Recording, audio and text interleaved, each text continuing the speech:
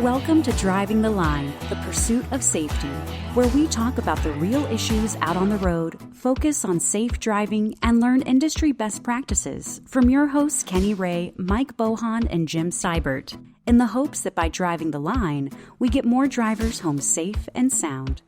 This podcast was made possible by Marsh McLennan Agency.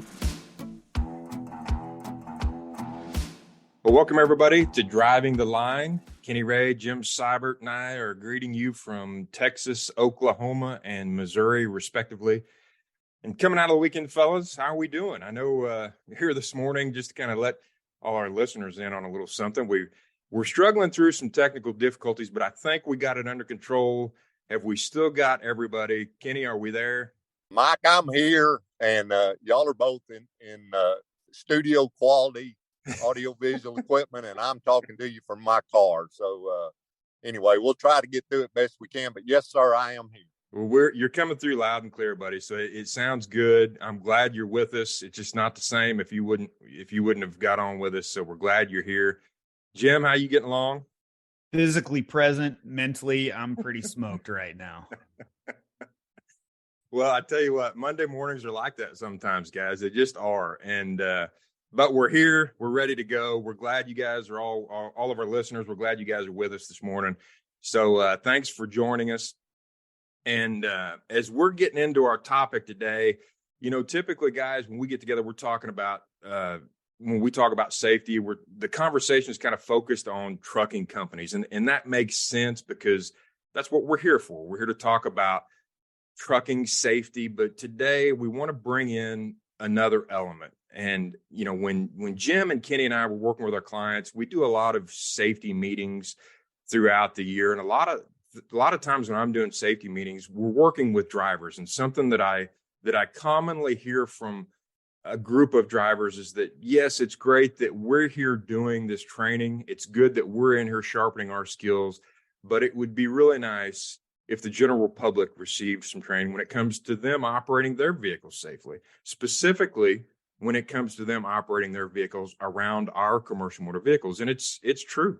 A lot of folks in the general public just don't understand operating safely around trucks. They're blind spots, that it takes a truck longer to get stopped and longer to get started. So there's some education that is needed there. Well, the CVSA, which we've talked about in previous podcasts, it stands for the Commercial Vehicle Safety Alliance. They dedicate a week each year for Operation Safe Driver Week. Now, this is aimed at improving driver behavior, and this is both for commercial motor vehicle drivers and for passenger vehicles. And this is through education, outreach, and then having a strong enforcement presence out there on the highway. So this year, Operation Safe Driver Week is going to be held on July 9th through the 15th. So that's a Sunday through a Saturday. And as you would assume, there's going to be heightened enforcement presence out there, and they're going to be looking at not just commercial motor vehicles driving behavior, but they're also going to be looking at passenger vehicles around those commercial vehicles and looking for risky or unsafe driving behavior. And as you would assume, there's a couple of things they're probably going to focus on, like speeding and distracted driving. And I'll tell you why, because I'm going to give you some stats from last year, just a few. If we look at last year's stats, just here in the U.S., because I'm focusing just on the U.S. stuff, because they do include Canada on that. And you can look on the CVSA's webpage, and it shows you all of the stats on there. You can look for yourself. But last year during Operation Safe Driver Week, law enforcement personnel pulled over 24,934 commercial motor vehicles and then 9,053 passenger vehicles. So almost 34,000 traffic enforcement contacts. The passenger vehicles, they received 7,445 warnings, 9,531 citations, and then the CMV drivers received 4,742 warnings and 3,104 citations. So I want to break this out and show you exactly kind of what they were focusing on. And speeding, violating basic speed laws, driving too fast for conditions, that was the top violation for both commercial motor vehicles and for passenger vehicles. So there was a combined total of 7,172 warnings and 7,673 citations. So the commercial, if we break that out, the commercial motor vehicle drivers received a little over 2,500 warnings and just over 1,300 citations. And then the passenger vehicles, they received a little over 4,600 warnings and a little over 6,300 citations for those speeding violations. So that's one of the things that they're going to look at a lot. And then just how passenger vehicles are operating around those trucks and stuff. And Kenny, I know you mentioned in a previous podcast that 20 years ago, if you saw somebody in and out of a lane or their speed was not consistent, you would lay money on them being impaired. But nowadays, it's more likely that they may be distracted or something else is going on. So just from an enforcement standpoint, how are these officers out there on the road? How are they going to approach this week, and kind of what are they looking for from an enforcement perspective? Well, Mike, the entire, well, let me back up before I say the entire. This entire emphasis week is two-pronged in nature. And I know we're going to talk about the second prong in a moment, which is education.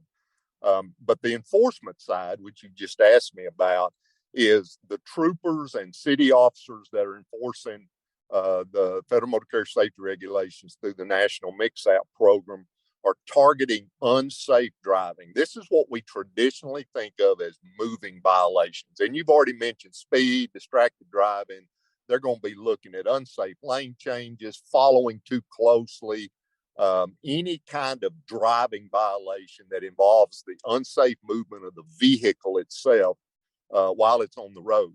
Now, one thing that, and as an old retired state trooper, I like this part, and I think that all of our listeners will as well, because in addition to those moving violations, there are a tremendous amount of criminal apprehensions that come out of this week. There will be DWI or DUI, depending on what state you're in, how they call it, impaired driving, if you will. There will also be quite a bit of traditional criminal activity detected. There will be a lot of narcotics taken off the road that week. There will be interventions on human smuggling. There will be people that will be rescued that week that are the victims of human smuggling. But basically, the enforcement action, and I love the fact that you mentioned both commercial motor vehicles and non-CMVs, or what the truck drivers would all call four-wheelers. But the troopers are going to be looking at driving activity around trucks. So that involves both the commercial motor vehicle, the movement of the CMV, and the movement of passenger cars when they're in proximity to a CMV. And I thought it was very interesting a while ago when you shared the stats about the number of tickets that were issued. There were more four-wheelers written for violations, even though only about a third of the vehicles stopped during this time period were cars or non-CMVs. And so that ought to give the drivers, and I know we have a lot of professional truck drivers that listen to the podcast, and we're grateful for that. But that ought to be encouraging to the drivers that this week is truly a comprehensive enforcement week, that the law enforcement officers are not strictly targeting trucks. They're targeting the movement of all vehicles around trucks, including those dangerous driving behaviors by four-wheelers. Now, I do want to say one other thing about enforcement, then I'll punt back to you and we talk about education. One of the reasons that the enforcement, that we even have this emphasis week, it's a time for the U.S. Department of Transportation through its state partners to capture statistics. So all of the law enforcement agencies that participate in the Mix-Out program will be uploading their stats to USDOT through the FMCSA. And ultimately, those get shared through various research projects to try to make our highways and vehicular travel safer. But that's where those statistics come from, is what you just, the ones you just shared, is those stats will be collected during that week. And one thing I do want to mention to our drivers, because this is an enforcement emphasis week, is that a lot of times on an instance when a trooper might in the past issue a warning, there's a very high chance that drivers will be receiving citations or actual tickets during this week. And there's a lot of confusion, particularly when it deals with CSA points, about the difference between a ticket and a warning. But the way you can always tell the difference between a ticket and a warning, a ticket's going to require you to contact the court somewhere. There's a judicial component to a ticket that you've got to contact a judge or a court or a magistrate, and the trooper, the officer, will explain that to you at the time. But So on the enforcement side, that's what I'd like for the drivers to think about, that truck drivers are not getting picked on. It's just that they're looking for vehicular travel safety in and around the proximity of commercial motor vehicles. And again, the other prong of this is education. I'll come back to you on that. And if you want me to, I'd like to share a couple of thoughts about the educational prong of this week as well. Yeah, absolutely. When I think about the educational part of it, and I know through our trucking association, some of the motor carriers that I work with here in Missouri and in the surrounding states, they do a really good job they'll get the no zone trailer down there. If you don't know what a no zone trailer is, they'll set it up, bring some cars in, park them in the blind spots around a truck, tractor, and semi-trailer combination, and bring school kids in and start educating them on where to be, where not to be around a big truck, and teaching them, hey, if you're in their blind spot, if you're right here, then they'll put them up in the cab and you say, okay, look in the mirror. Can you see that car? Can you see that motorcycle that we put in that blind spot? And when you can't see it, and really educate them on how to operate safely around a commercial motor vehicle, and just educating them on, like I said before, just the fact that they can't stop like a passenger vehicle does, and they don't get going as quickly as a passenger vehicle does. So there's a lot of educational opportunities there. And I'll just, I'll open it up to you guys to share maybe what you've seen in your communities or what you'd like to see, because it's something that I think is very important. And again, I hear it often when I'm talking to carriers and specifically to drivers, that there's a need for that. There's a need for that education out there, because our professional truck drivers out there are doing a great job. By and large, they're traveling a lot of miles, and they're doing the best they can in a lot of hectic traffic situations, and they see it. They see that the general public needs to have education about how to operate safely and operate around these big trucks, for sure. Yeah. And Mike, all three of us, you and Jim and myself, we're all three dads. And and Jim's the only one still got young kids that are still coming up. And in a minute, I want him to kind of share his thoughts as a father of young children, because, when you mention education, so many of the states, and I know Texas has done this, it's kind of disappointing to me. We've dropped our statewide driver education program that used to be taught through all of our public schools. I mean, when a kid got to be 15 years old, somewhere around their sophomore, junior year in high school, they went through driver's ed as part of the school curriculum, and they learned to drive and got the beginner's permit. All that's been dropped now, and it's mostly parent-led. So you got parents that are teaching their children how to drive, and then you go down to the whatever agency in your state issues a driver's license. But the reason I mention that in conjunction with Operation Safe Driver Week is that CVSA has developed some really, really good educational materials designed for teenage drivers about how to drive around big trucks. If they're out on the road and they get up near an 18-wheeler, what do they do? And we know for a fact a lot of parents don't know what to do, because we see it every day when we're out on the interstate. Somebody will get right up beside a truck. The truck will be in the outside lane, normally traveling at or below the speed limit because it's slow.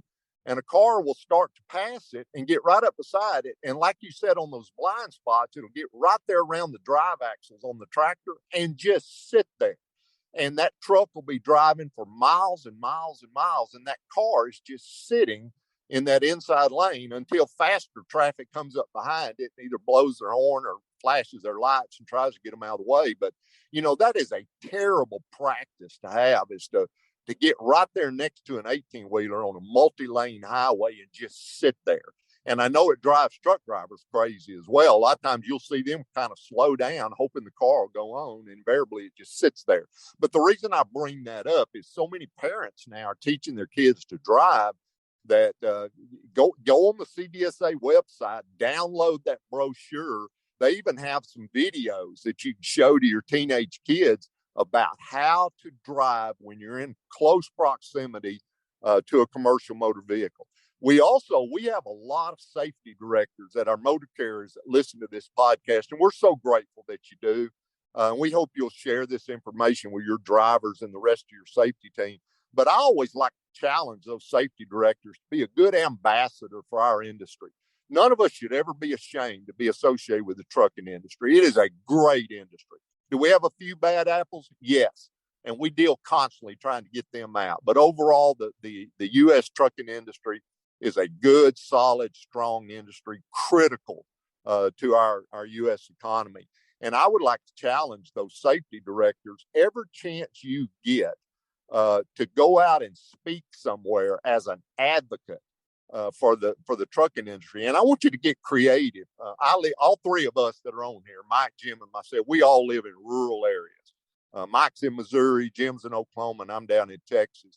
But in small towns across the U.S., there are civic organizations. I'm thinking about the Lions Club, the Kiwanis, the JCs, the Rotaries, the Chamber of Commerce. They are always looking for guest speakers to come to one of their monthly or weekly meetings. Reach out to them and say, hey, I'm represent the trucking industry. I'd like to come sometime. If y'all need a speaker, and just talk about the American trucking industry. And there's great materials on the CVSA website to go and do that. And then finally, for our safety directors, and again, I'm going to ask Jim to share as a young dad, but for our safety directors that are on here, this is a great time during Operation Safe Driver Week. And Mike's already mentioned July 9th through the 15th. For you to schedule a driver safety meeting and invite a member of law enforcement to come and be your guest speaker, and get an officer that we call a truck cop. Get somebody that's a commercial vehicle enforcement officer, either a state trooper or if you've got local agencies that enforce federal motor carrier safety regulations. But get them to come and talk to your drivers. And have a question and answer period at the end. That builds great rapport between the officers and your drivers. And it's also a neat way for a safety director to recognize this very, very important week for Operation Safe Driver. So, Jim, share some thoughts with us as a dad with children that are still coming up, looking at driving in the future, about your thoughts about operating vehicles around trucks. It's terrifying, Kenny. Yeah. So thanks for asking me to open up a big can of deep, dark fears for me. Yeah, I'm thinking about being 9 years old the first time my grandpa asked me to drive the old flatbed truck. It was a 3 on the tree, propane tank in the back. It was a propane truck. And I'm driving and we're laying out irrigation pipe. And times are so different, and you try to not helicopter, you try to, let kids make mistakes, you try to test them, and we don't want a spirit of fear in our kids, but at the same point, you look at just how valuable those kids and their lives are. And you mentioned parents and bad habits, and it just got me thinking, what bad habits am I teaching the kids? Okay, dad likes to get there. He likes to get there on time so much. He doesn't like to stop very much. He doesn't take as many breaks as maybe he should while he's driving. We pull into a gas station. It's, hey, you better run in, because when I'm done filling up, this truck is going. Speed and space is a thing that is more, speed is increased and space is much more constricted than it ever has been. And when I'm thinking about, my 13-year-old daughter, she's coming up next. And we are fortunate that we live in a rural area where on our land, she can be exposed to driving a tractor. She can be exposed to driving a side-by-side in controlled ways, and exposing her to speed and space and the braking. And in the tractor, clutch. I made a joke in a presentation not that long ago that a manual transmission is the new theft deterrent, because there's nobody that the youngsters coming up don't necessarily know how to drive those. But teaching them now, speed and space. We all pass these student drivers that are out there, and we see the vehicles.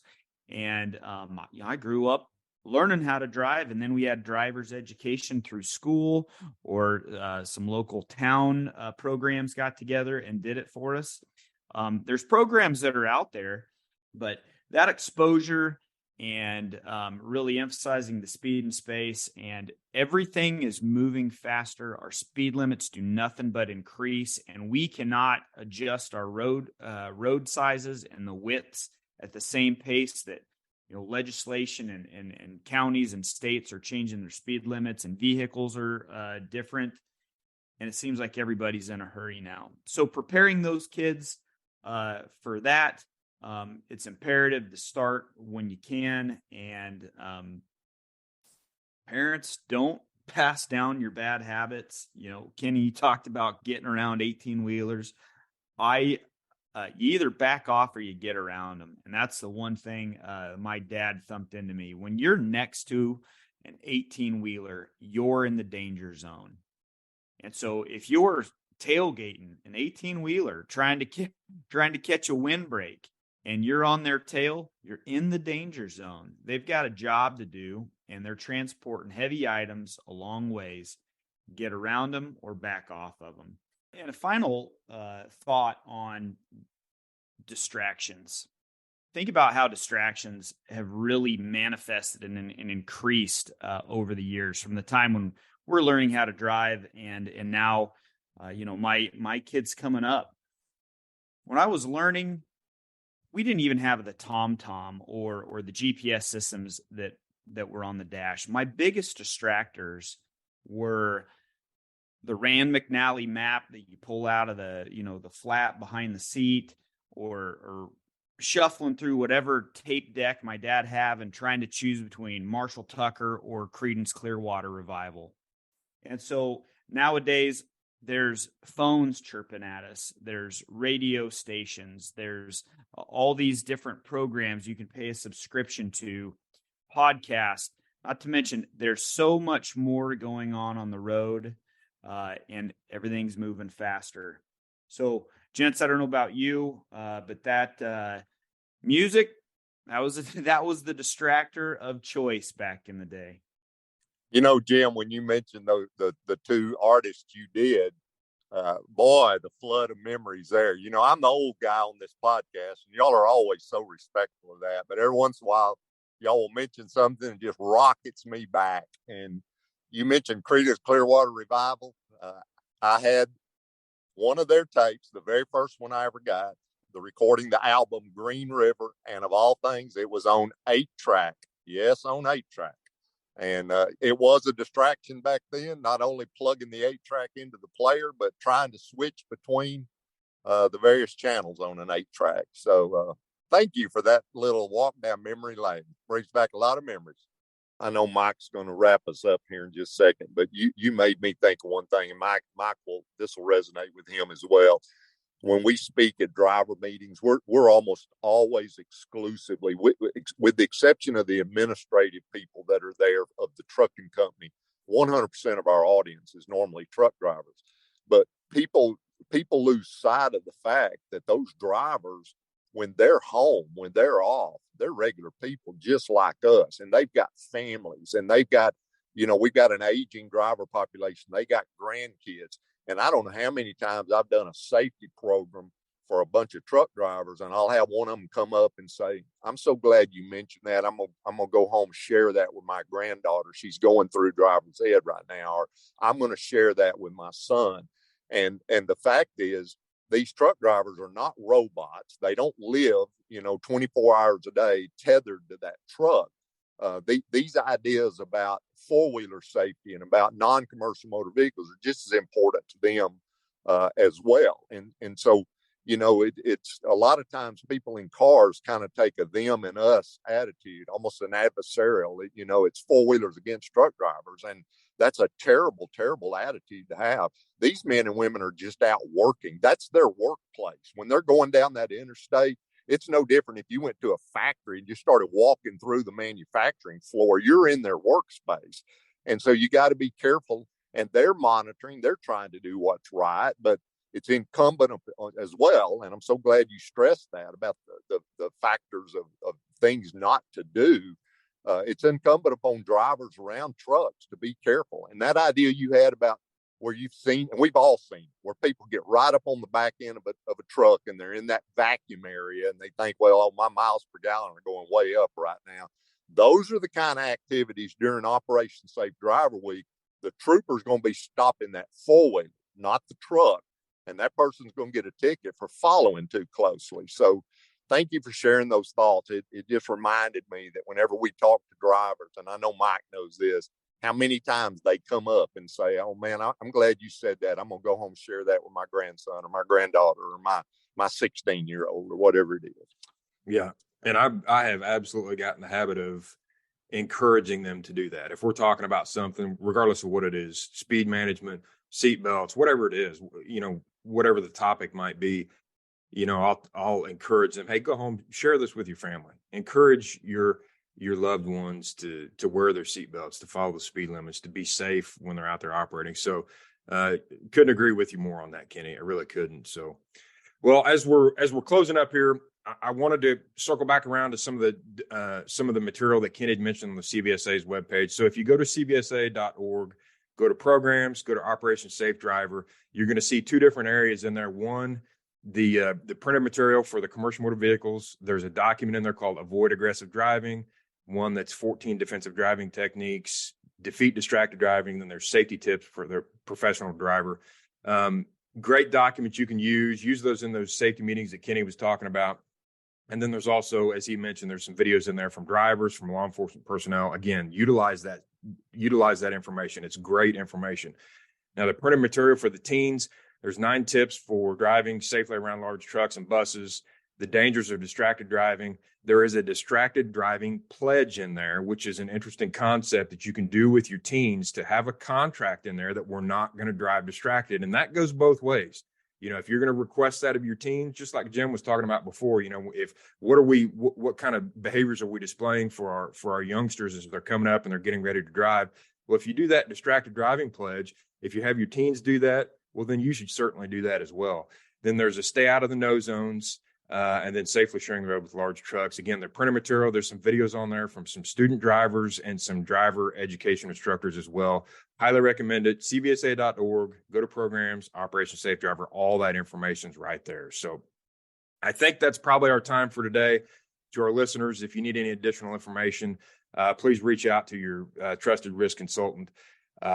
In the next episode of Driving the Line, we're going to be making sure that we see our farmers out there during the planting and harvesting season. We'll give you some tips on how to be safe during that time period. Until then, for my co-host Jim Seibert, Kenny Ray, I'm Mike Bohan. Stay safe out there. Thanks for joining us on Driving the Line, the podcast that is always in the pursuit of safety.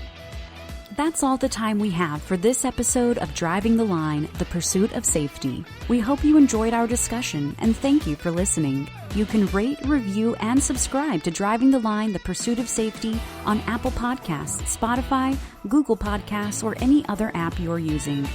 You can also follow Marsh McLennan Agency on LinkedIn, Twitter, and Facebook.